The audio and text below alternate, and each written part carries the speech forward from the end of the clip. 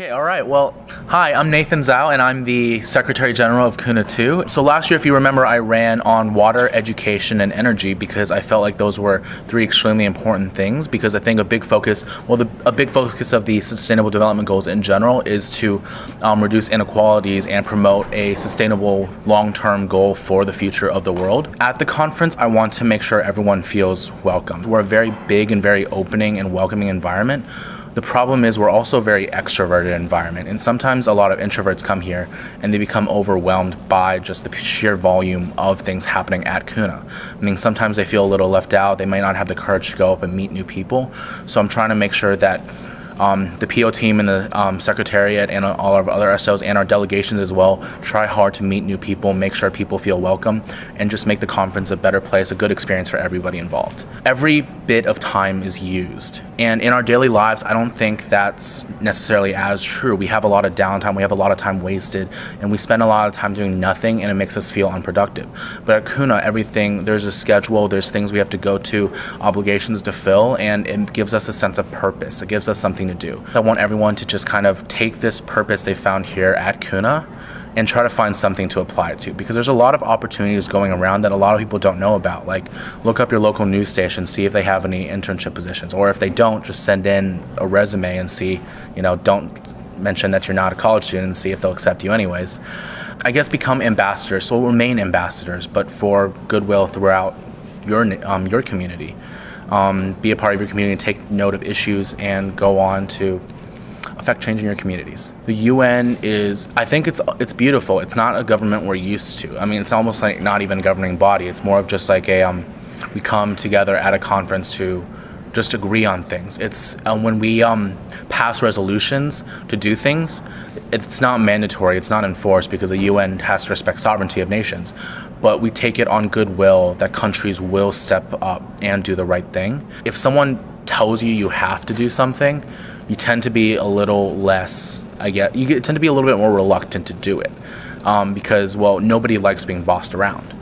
However, if it's more like just a general recommendation, this would be a great thing to do, and our world would be better because of it, and member states are more likely to do that. We thought about how cool it'd be to kind of speak in different languages, because we thought it'd be really, really impactful, because, well, it's not often that you get to hear different languages living in the middle of the United States. So we thought it'd be really cool to broaden horizons and just like address different issues. For me, my vision in a couple hundred years, it's very unlikely, because nations are not going to give up their sovereignty. But if we actually had a global world, a world with maybe not even necessarily like one government, but just like with less borders, with more exchange of ideas, of culture, just like a more global world, I think we would be a lot better off. Okay, so I'm Parker Raybourne. I'm the POTUNGA for KUNA 2 this year. For everybody else, that means President of the UN General Assembly. When delegates come to KUNA for the first time, debate is definitely like one of the things that I think brings them back. And I think that one of the main reasons KUNA exists is because of debate. So people can sharpen their skills debating, they can see new viewpoints, and they can hear new things about the world that they wouldn't otherwise know about. This is a special opportunity. KUNA in Kentucky is one of the best youth and government programs that there is in the entire United States.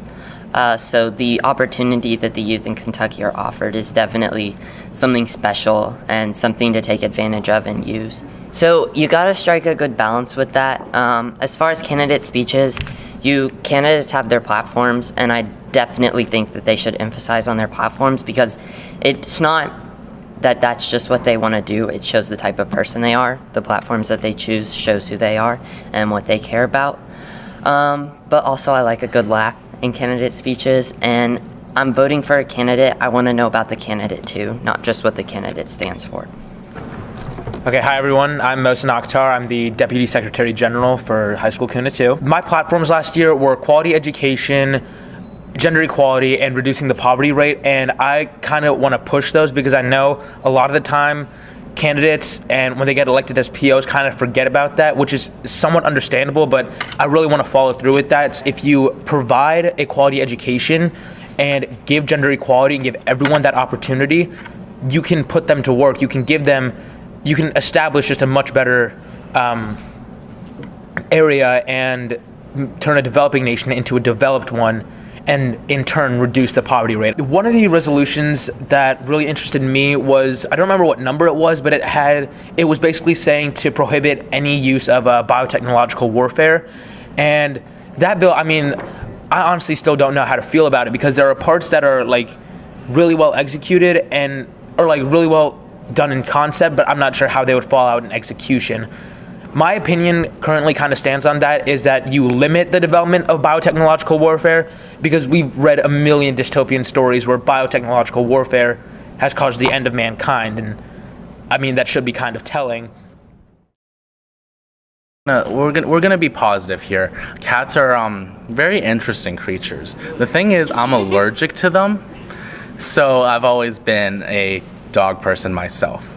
Cats are kind of weird. And as far as dogs, like, it's gotta be a medium to big sized dog. Little dogs that like yap at your ankles, I don't know about that. Cats are fine. Like, I don't think they're terrible in any sense.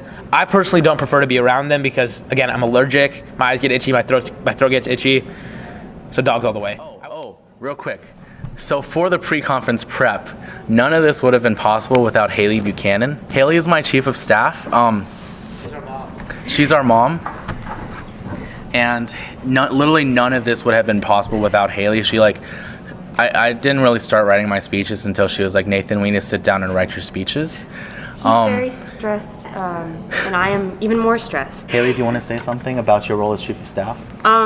It's the most incredible role I think I could have had during this conference. Nathan and the rest of the PO team is literally, they're absolutely wonderful and gifted and inspiring, and I thank them for the wonderful opportunities that I've had. She's like 7 POs rolled into one.